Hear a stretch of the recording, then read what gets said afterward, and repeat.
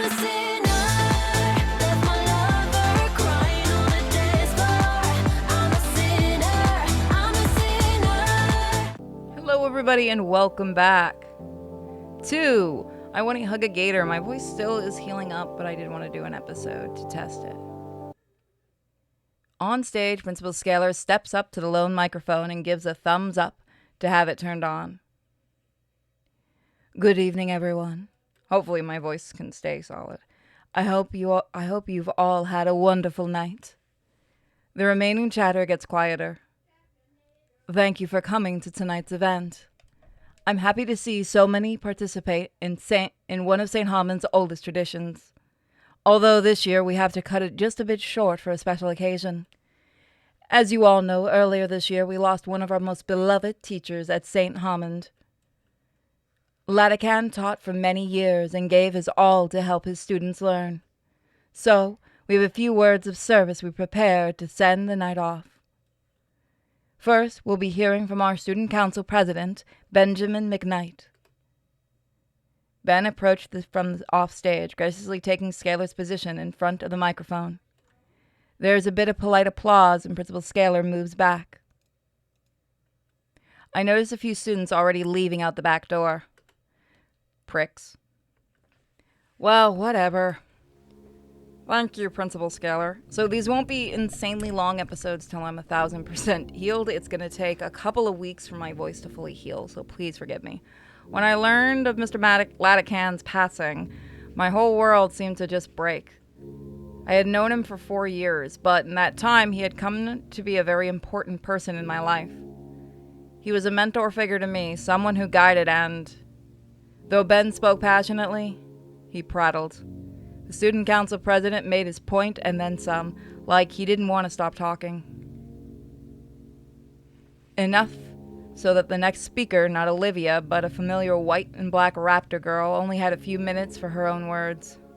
She was much more succinct? She was much more quick, giving a traditional prayer in his name. Finally, the girl took the microphone from its stand and handed it to Olivia. She was wheeled onto the stage. Olivia moves into the spotlight with a look of determination on her face. By the way, thanks to a certain someone for ruining if this is a good ending or not. She takes a moment, breathing deeply before scanning over everyone still inside the room. I flash her a thumbs up, though I didn't know if she can see me under the bright light. Finally, she brings the mic to her mouth and begins. Sorry, I'm a little nervous. Hello, my name is Olivia Halford. Many of you know of me, the quiet girl in the wheelchair at school. But for the longest time, Latican was the only person to actually show he cared.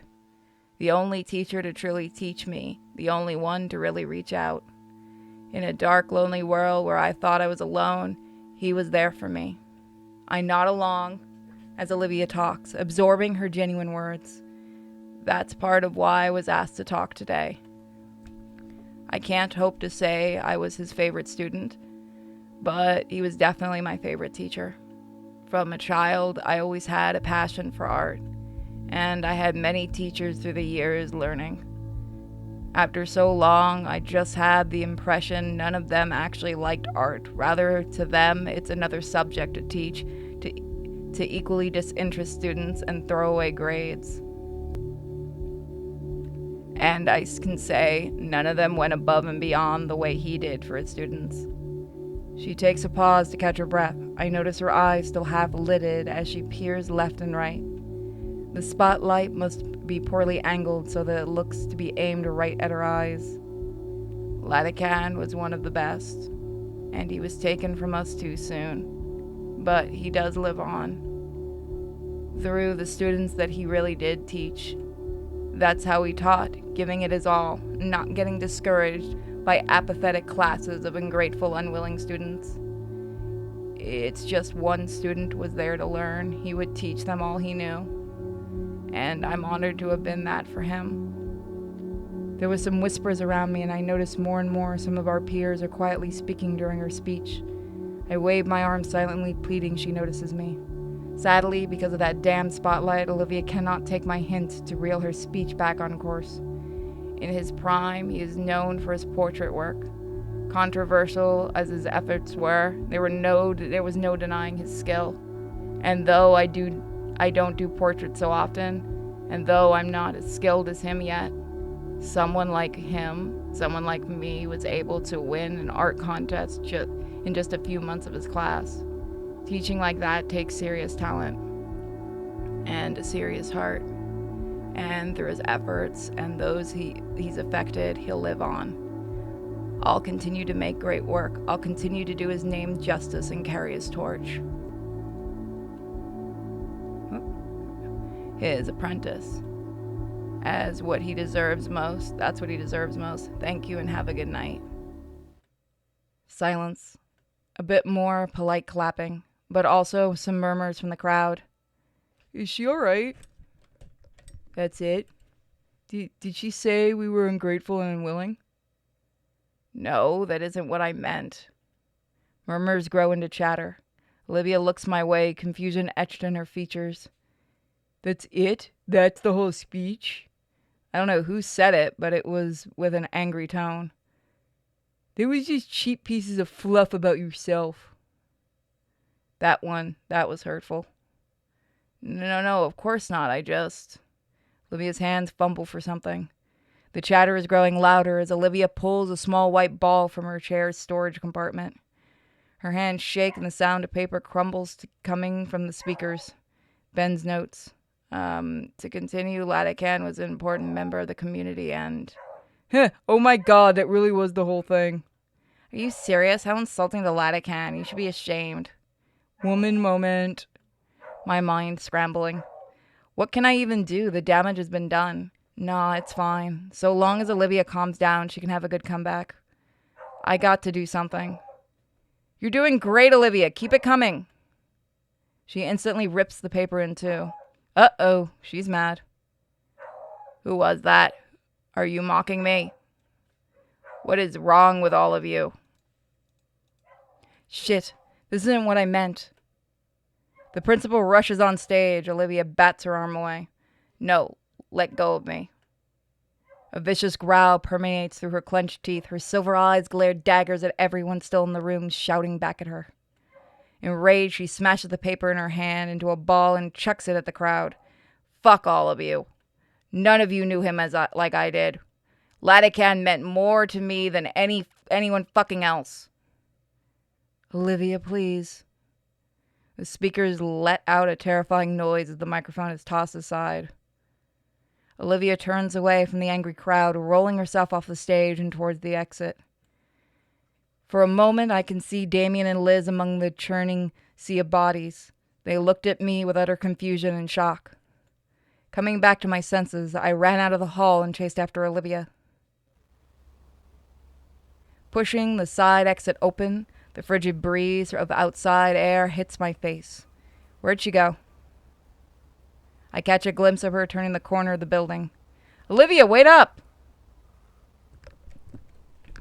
Olivia, what?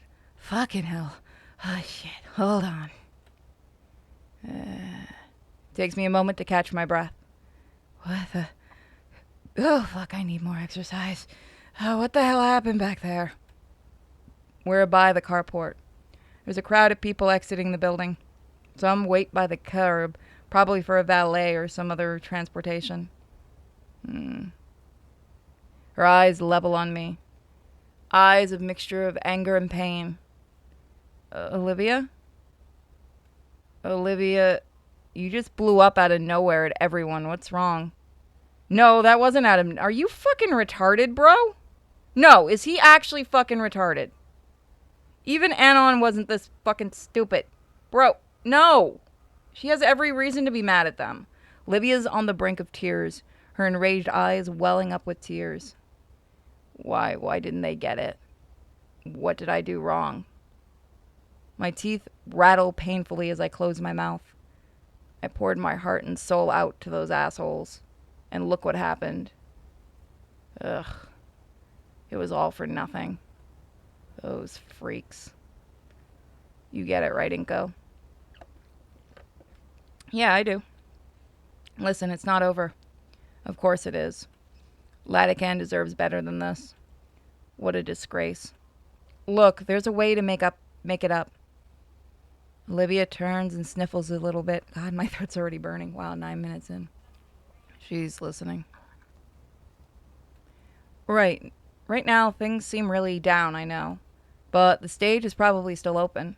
I'm sure if I give a word for Ben or Scalar, they'll let you continue and you can apologize. Oh my gosh, shut up. Cameron's wrong. All those assholes, even you, Inca. All they cared about was themselves. Well, I mean your speech. I took your advice, Inco. Hey, I said tell your story to them. I don't recall saying to make it all about yourself. So sorry on my part, maybe you should go back and apologize too. Fuck them, why should I? Oh, doing her voice is ruining mine. Because it'll make you look bad if you don't. Like I give two shits about what they think of me. Well, I give two shits. It's going to make me look bad. Everyone, please, in the comments section, press F for Inko and this relationship. Now I see why somebody ruined this fucking ending for me. Kenshi, whatever you say your name. Uh-oh. I really shouldn't have said that. But I'm right though, aren't I? Are you seriously making this about you? It's not about me, but I'm trying to help you so it affects me. She tries to yell something, but her voice cracks and breaks into a miserable growl. I watch as tears begin to stream from her still vicious eyes. Come on, Olivia, that's all I ever wanted to do. Well, maybe I don't want your help. Her voice is deep and stern. You don't really want that, do you? How do you know? You think you understand me? You have me all figured out? That you know what I want? Hey, Fang, when did you get here? Fuck you, Inko. A hollow feeling resonates through me. She doesn't mean that. She can't. Can she? Look, Olivia, why don't we just go back home? We can talk about this, and maybe on Monday you can... Yeah, I think I'm gonna go home. Hey, let me call No, I'm going home alone. Seriously? Yeah, it's over. Over? What do you mean over? She turns her chair away from me and rolls herself down the sidewalk away from the venue. You can't walk home alone. Olivia Snap. That sound of unmistakable, I nearly lost my hand. Fuck off. Sorry, I am legitimately trying, guys. I really am. I'm trying to get Olivia's voice back, but my voice is still messed up. Fuck. Fuck off. I want to follow after, desperately try and reason with her, but my legs refuse to move. A part of me forces myself to watch Olivia as she slowly moves down the sidewalk, as the other students pass by her and toss hateful words her way, as the world itself seems to throw all of its vitriol on this wheelchair-bound girl, buffeting her with a blistering cold gust. As she waits at the metro station in view, I'm incapable of looking away. It must be some punishment for what I had said, as I can see Olivia's finally quake with tears at the station. Just as Olivia wails in agony, the train comes, hiding her from me. That wail was the last thing I heard from her that night, though at time her haunting cry resurfaces in my memories, returning to tears at my heart without remorse, with no reason or warning as to why. Alone, I'm afraid. I've always heard the stories of events like prom ending with a merriment and talk of after parties. The ride back home was silent. I opened the door to my undecorated house, the air feeling much colder than it did outside. I didn't bother turning the lights on as I hobble through the empty halls. My movements are robotic. Each step up the stairs is forced. The bedroom door swings open, but I can't be bothered to close it. My bed has never looked so inviting. Although maybe it's the other way around. Everything else is too cold. It's the new center of the universe. I just flump face first into it.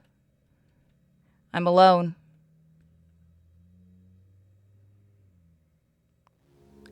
A winter's day dragged on endlessly during the Christmas break. Something inside me just sapped any and all strength from me. Wake up whenever I can't sleep anymore. Eat whatever my stomach wouldn't hurt. Stare at my computer monitor without really acknowledging what was on it. The bare minimum of existing. The one singular thought that pervaded my mind was, I want to see her. I would find myself looking at my phone's messenger app, eyes glancing over at the old pictures and messages I was sent. All those doodles she'd sent that meant nothing to her now meant the world to me. Fingers tapping the digital keys with whatever words I thought, asking if she was okay, asking if I could see her, asking for forgiveness, only for the words to vanish as my thumb held down the delete key. In this cold, lonely room, I desperately wanted to reach out to Olivia. And each passing day, I would muster up just enough courage to write a longer and longer message. But my courage would vanish by the end, and I'd go back to simply existing, lost in an ocean of apathy in this room. It's Christmas Eve today. I got a new house robe from my parents, had them pre-wrapped and sent over. They'll open it when they get home tomorrow night. Everyone else is having a big meal with their families. They all got their own yearly traditions, whatever old comedy puts on like a ritual. Before bed, the kids get to open one present early. Everyone else stays up chatting with each other for a while. Not me. I'm just in my pajamas watching a show I don't even like. In senior year, next year, I'll have taxes. Looking at my messenger again. Tap, tap, tap. I stare at the message I had composed. My thumb hovers over the backspace key. Breathe in, breathe out. Tap. Hey. I did it at last. And my heart thumps roughly as immediately after I see the typing animation on my screen. Hey. My thumb went to smash away wildly on the keys, write out an infinite number of things that just fly to the forefront of my mind. But I hold off and think until finally I decide. Merry Christmas. Merry Christmas Eve. Right, Eve. I lost track of time. Same. What have you been doing? In the most literal sense of the word, nothing. Nothing really, you? Dealing with Vinny. Decorating for tomorrow. Sounds fun. Yeah, fun. She included a drawing of Guts looking depressed, and a strange sensation overtook my face. It was my smile. I had forgotten what it felt like to smile in only just a week. So, you still by yourself? Yeah? My fingers had moved without me realizing. Before I could explain, I saw Olivia typing a reply and held myself. That sucks. She's gonna make you beg for it. Your parents suck. I know. Another rough thump of my heart rattled in my chest. Listen, I thought about that night, and I'm sorry for what I said. I fucked up, Olivia. Please take me back. I wait a few seconds, no response. Was it too much? Too little? What am I even doing? I let my phone fall onto my chest and rubbed my eyes. Idiot. Psst. Okay. I'll give it another shot.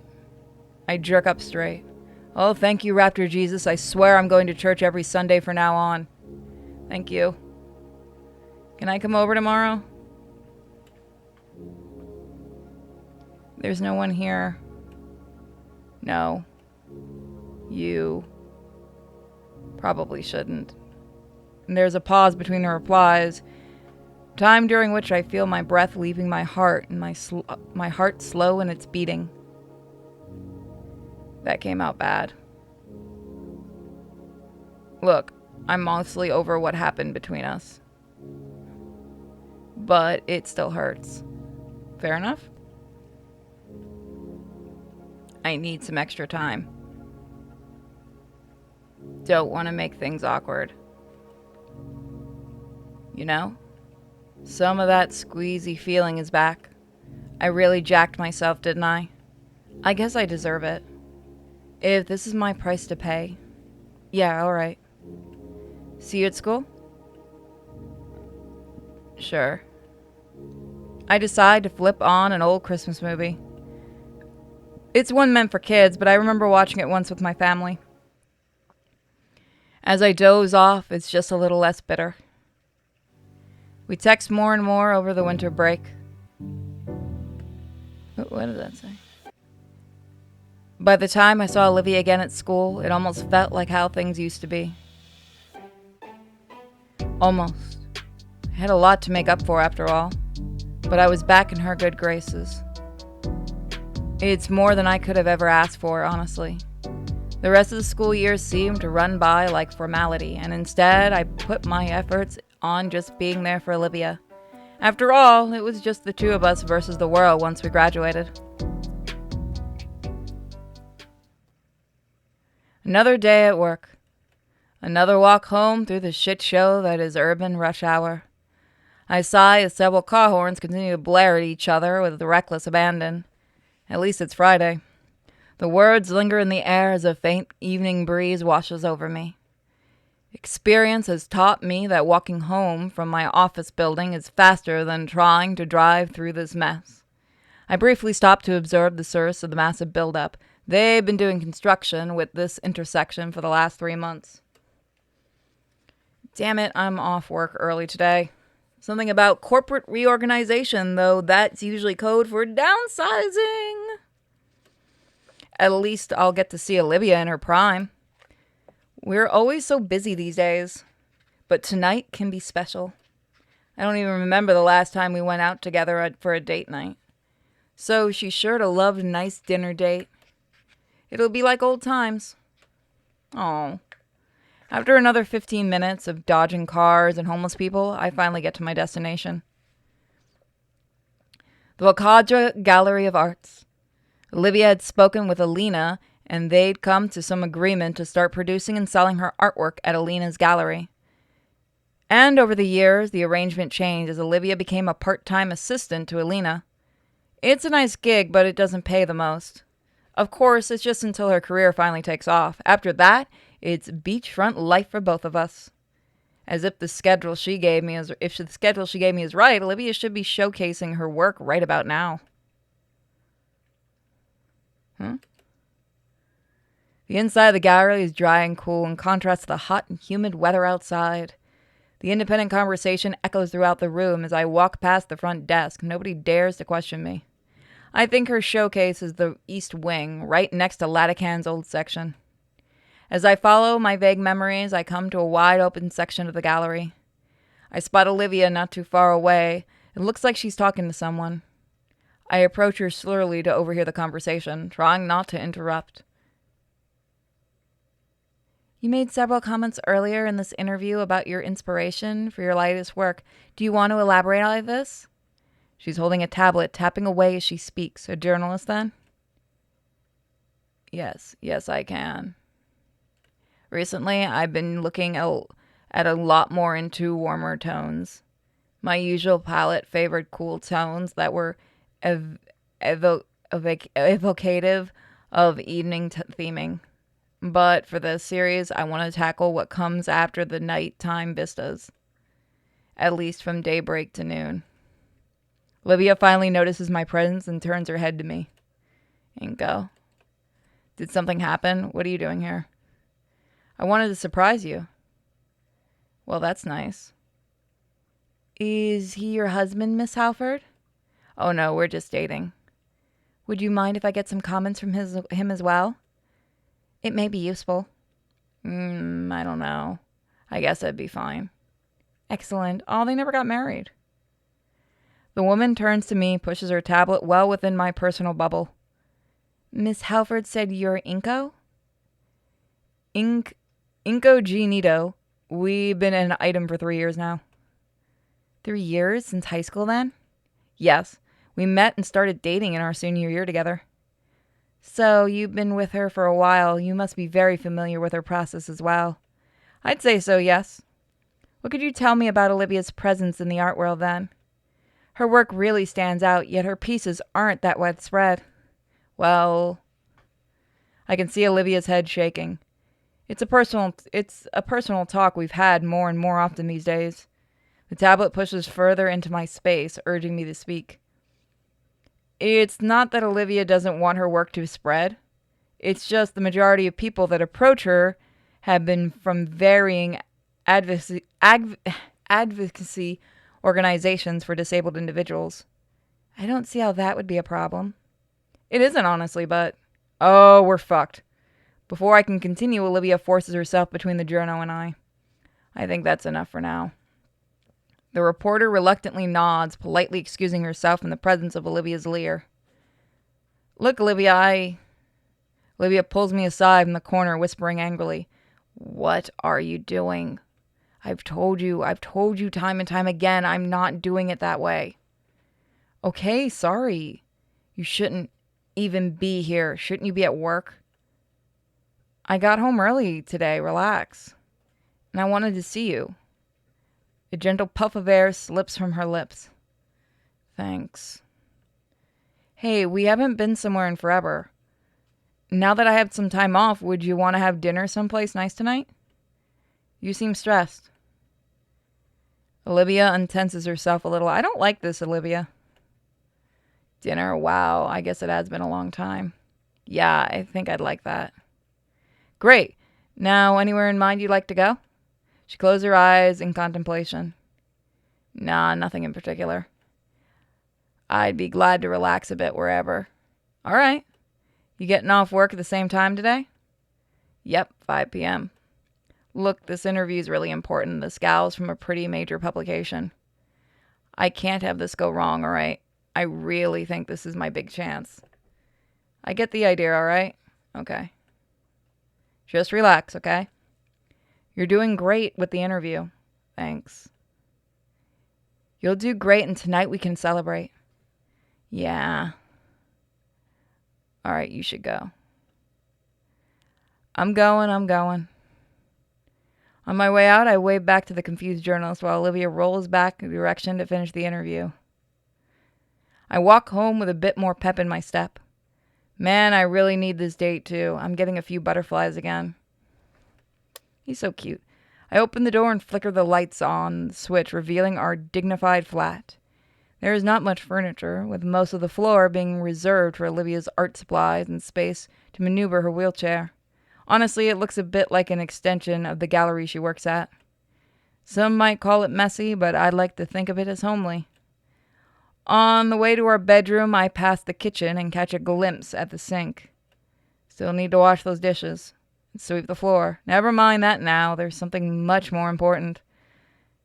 I make it to the master bedroom, open up the expansive wardrobe that lies inside. What to wear? An hour of hygiene and fashion later, and I'm all cleaned up. I take a seat at the living room sofa, waiting patiently for Olivia to get home. It's a little after 5. She'll probably be here in 10 minutes or so. I haven't actually decided where I'll take her. It's got to be barbecue. Somewhere like, man, we've been living here for ages, and I don't recall actually knowing where anything is. My phone's old property map boots, and I check around the restaurant within the walking distance. Handful falafel looks great. Herbivore theme, so can't. That means there must be a quick check, search, and settings confirm it. Only carnivores locations. There we go. A refined list of nearby locations. One in particular is even marked as new. Simone's. Just opened a few months ago. It looks pretty neat. Checking their website, I see that they still have some available tables for tonight. And the menu looks exquisite. All right, it's decided then. I checked the time, 5:15. Bah, should have figured the foot traffic would have been bad today. It's Friday after all. Olivia should be here any minute. Man, is it that bad? Should check up on her. Interview over? No response. Is it still going on then? Jeez. I'm starting to get worried. Pits start gathering in my gut. Or am I just hungry? No, I'm not eating before a date. Come on, Olivia, get home already. That's it. I'll just call her. If it interrupts the interview, it interrupts the interview. I find Olivia's contacts and please leave a message for... Shit. Oh, come on. Is her phone off? Man, I guess a sandwich wouldn't hurt. My knees pop when I stand. Guess I was sitting a while. While I busy myself with the sandwich crafting, I can feel the worries bubbling further. Maybe I should just go back to the gallery? No, if she left, it'd be way too easy for us to just pass each other. With nothing else to do, I flip on the TV. There's a new documentary series out that fills the noise nicely. I hardly pay attention to it, just getting bites into my little sandwich until it's all gone. Guilt pangs me. What else was I supposed to do? I sigh and look out the window. Outside, the unmistakable wail of an ambulance. No! No, no, no, no, no, no, no, no, no, no. We're not doing this. No, of course not. That'd be stupid. Quit worrying. You alright? Dang it, Olivia. Can't this have waited just one day? Ugh. What am I thinking? Knock that off. Just need to have faith. I'm getting worked up for nothing, and we can laugh about it over dinner tonight. Yeah, I'm just worrying over nothing. I'll just sit back and relax until Olivia arrives. Oh, thank you God she's not dead. Holy crap! Flip around on the couch. Fuck. From the loud thumping, I can already guess. She's not happy. Olivia's tail slams on the floor in frustration as she wheels herself into the living room. Olivia, what happened? I was getting worried. I was at that damn interview for hours. That fucking reporter. Holy shit, I need to punch something. Your interview didn't go well? What do you think? Olivia stopped herself and exhaled deeply. Sorry, no, it didn't. She loved my work. We were right there, ready to make this happen. Then she shows me her notes. You know what they said?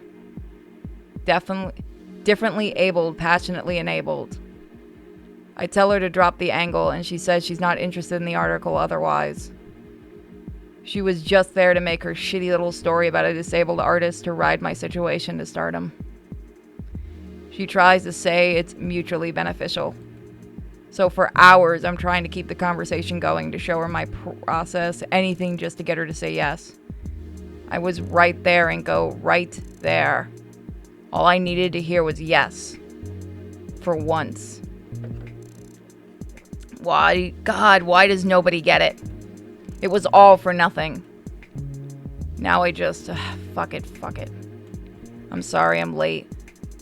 We can go on that date thing now. I'm hungry. Everything's closed, Olivia. Fucking fantastic. None of this would have happened if she had just done it. Now I look like a desperate idiot, and I'm still stuck in this place making barely above minimum wage, and I don't even get a date.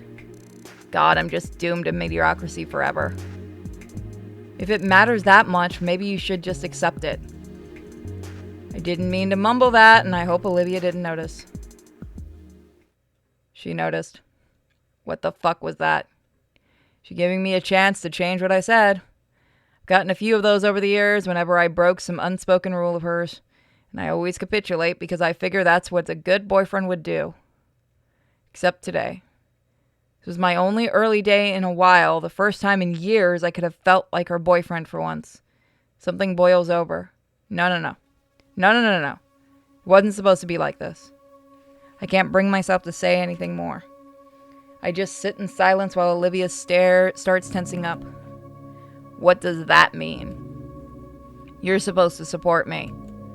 We're there for each other. That's what this is all about. I have been supportive of you, Olivia. I love you. Then why? Her breathing is getting heavier. I see her claws poking out, pressing into her armrest. Those scared me once. She won't use them.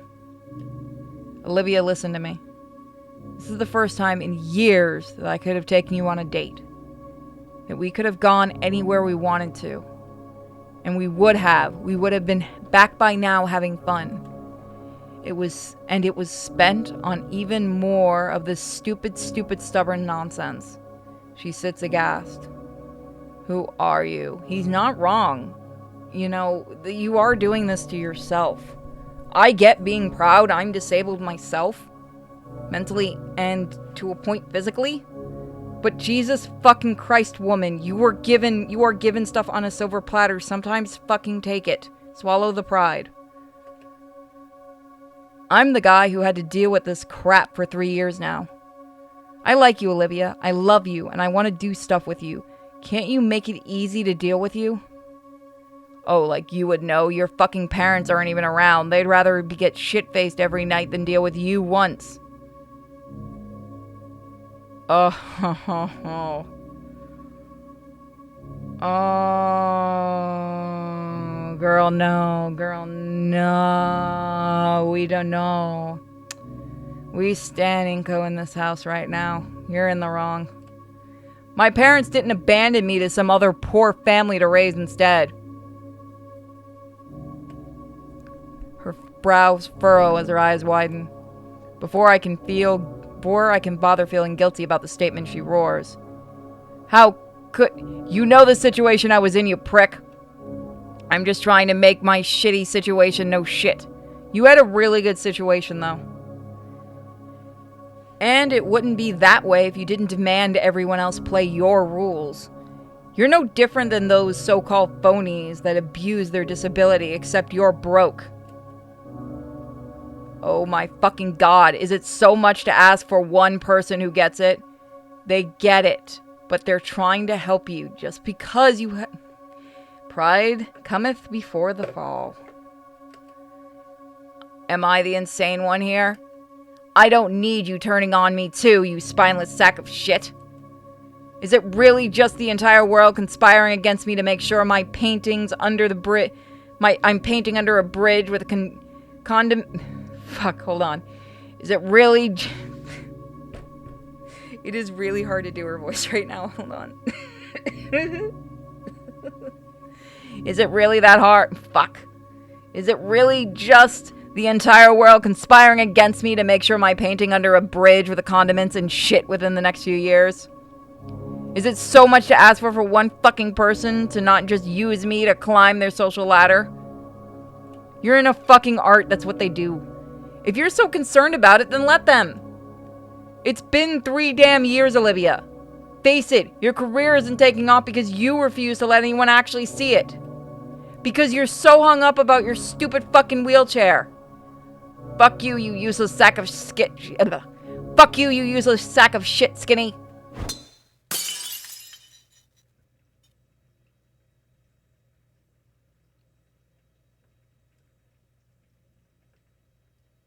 Shit.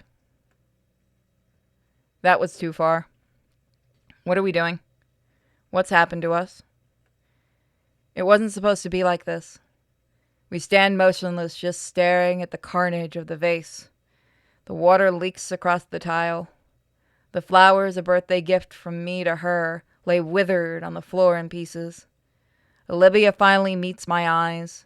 Her expression is a horrified mix of shock and remorse. The fire has died, all the heat is gone. In its place, simply 2 burnt-out individuals, and the reality we'd ignored for so long.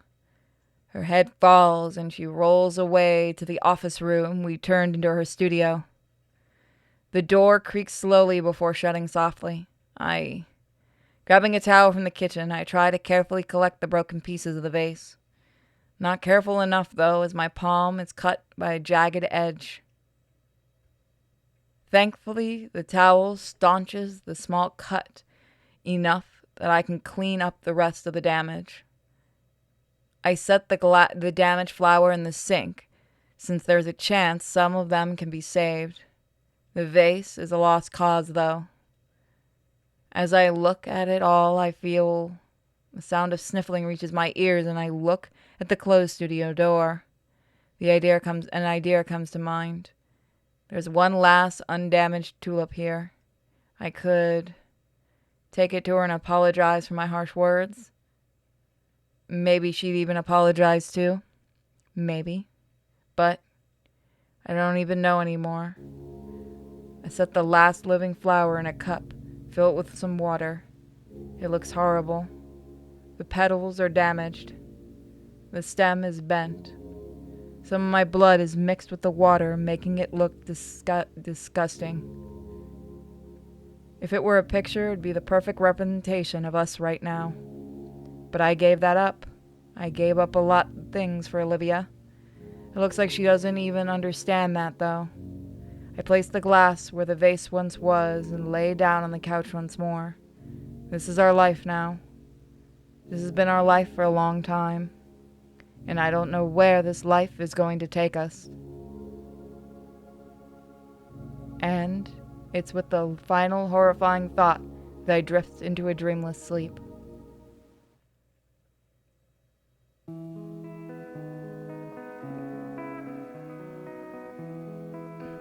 So that was ending number 2.